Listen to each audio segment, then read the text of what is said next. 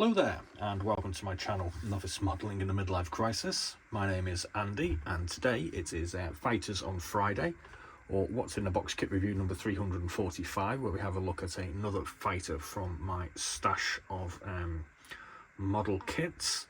For those of you that have been watching or are new to the channel, I do have a rather bit of a fascination with the smaller nation air forces of World War II. And I have stacks and stacks of aircraft that nobody, including myself, has ever really heard of or paid much attention to. But every now and again you can pick a model kit of them, and that gives me the opportunity to waffle into the universe of YouTube.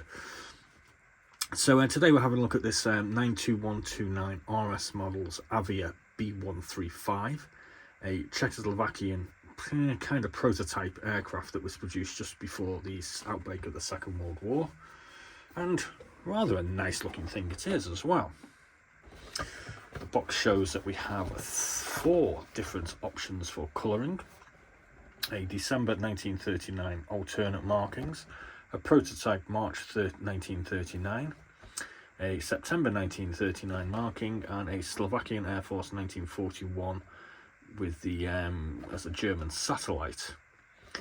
A lot of these RS models do seem to be kind of hypothetical kits and markings, so I wouldn't put too much stock in them as they are. So we're going to have a look at the kits and talk about the history, and we'll have a look at the instructions and the blurb also. So this particular kit originally is from a 2007 tooling 92024, which was a Czech decaled version. In 2007 they also did a different decal set, 92025, which was for the Bulgarian Air Force. This particular kit, 92129, was originally released in 2012. I bought it new, I think. And in 2019, another version was released, 92241, which came with decals for the Bulgarian Air Force, which is this one here, which I'm also kind of lucky enough to own, because apparently it flew for both. Yes, like I said, sources do vary on this. So let's have a look at the parts, and I must admit it's kind of got a nice finish to it. It's very, very nicely detailed on the exterior. As we can see, we've got loads of screw markings here, right the way along all the panel line, all the panels, etc. We have indented panel lines. I'm guessing this is a fabric covered rear part of the fuselage. Our rudder is pre-assembled.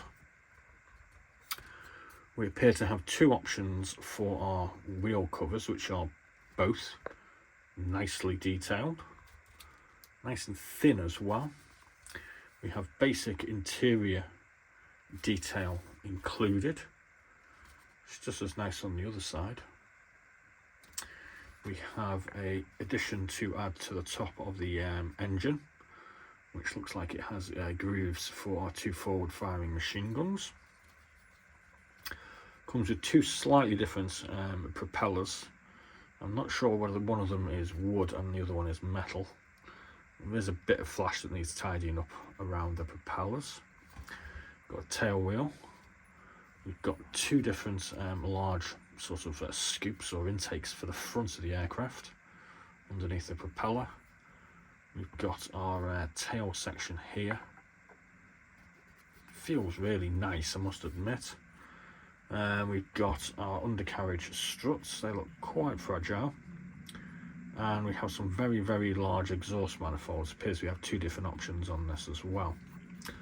Nice looking wheels, 2 different types, and a couple of little tiny bits. So what's this, an aerial and some cannon, I'm thinking, bit of flash there. So that all looks quite nice. Seems relatively simple to put together, because there's not really that many parts. The only other sprue we get is this wing section. You can see the undersurface here. Flash is free.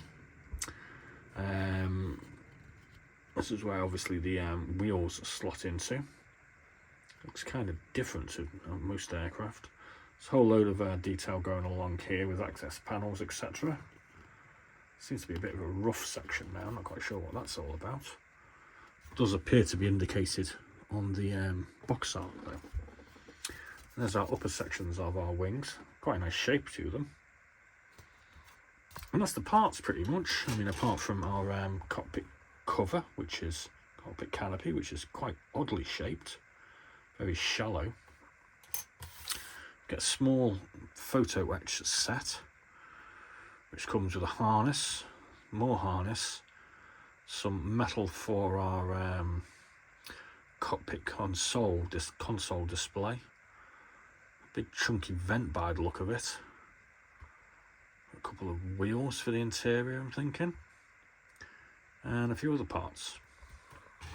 You also get one of these little film plastic dial display pieces as well. And we get our decal sheet, which has got this rather cool nose art on it of a, I forget what that's called, a ball and chain or something like that. This is my ex-girlfriend. We get the standard Czech roundels. We also get the adapted Czech markings for when it was subservient to the Germans. We get a couple of unit insignia, which I think is for the Czech, the earlier Czech variant, and a whole load of large letters. So let's just have another look at the back there. So I mean, obviously these large letters are relevant to this green painted one. The prototype is just plain silver. That's a bit boring.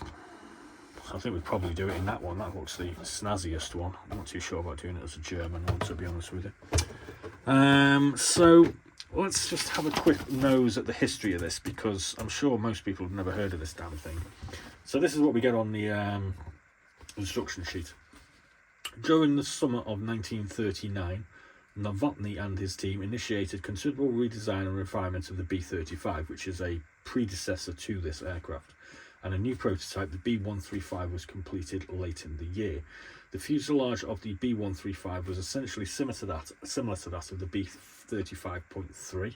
The HS-12 YCRS engine and armament of one 20mm cannon and two 7.7mm machine guns were retained, as was the hydraulically retractable main undercarriage members of the B-35.3 prototype.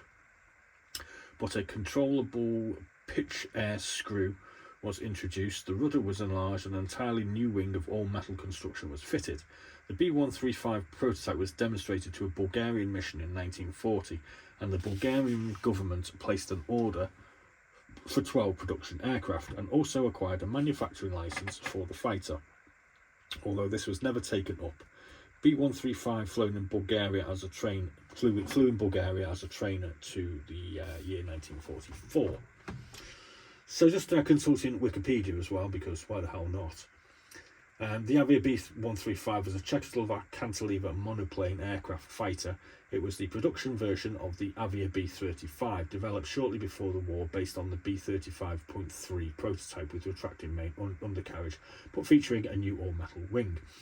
And it says on here, primary user Bulgarian Air Force, number built 12. So I'm a little bit at a loss as to whether this actually served with the Czech Air Force or not, because it very much seems to indicate here that the Bulgarians were encouraged to purchase Bf-109s, and obviously we've got this Bulgarian, and there is an account of one actually shooting down allegedly a Liberator as per this box art.